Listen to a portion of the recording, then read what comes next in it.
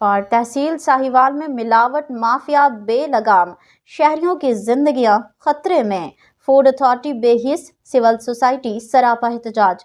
غیر معیاری اور ناقص اشیاء خورد و نوش کی کھلے عام فروخت سے شہری پیٹ، گلے اور معدے کی خطرناک بیماریوں میں مبتلا ہونے لگے۔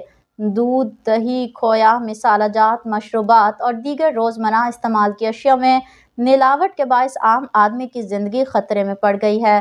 عوام کی شکایات پر جب محکمہ صحت سے رابطہ کیا گیا تو انہوں نے ذمہ داری پنجاب فوڈ اتھارٹی پر ڈال دی، تاہم پنجاب فوڈ اتھارٹی کے حکام مبینہ طور پر من پسند کارروائیاں کرتے ہیں اور عوامی شکایات کو نظر انداز کر رہے ہیں۔ شہریوں کا کہنا ہے کہ بارہا شکایات کے باوجود کوئی عملی اقدام نہیں اٹھایا گیا، جس سے عوام میں سخت تشویش پائی جاتی ہے۔ اس صورتحال کے خلاف سول سوسائٹی تحصیل ساہیوال نے شدید احتجاج کرتے ہوئے مطالبہ کیا کہ ملاوٹ مافیا کے خلاف فوری اور سخت کارروائی کی جائے تاکہ معصوم شہریوں کی زندگیاں بچائی جا سکیں۔ عوامی حلقوں نے اعلیٰ حکام سے فوری نوٹس دینے کا مطالبہ کیا ہے۔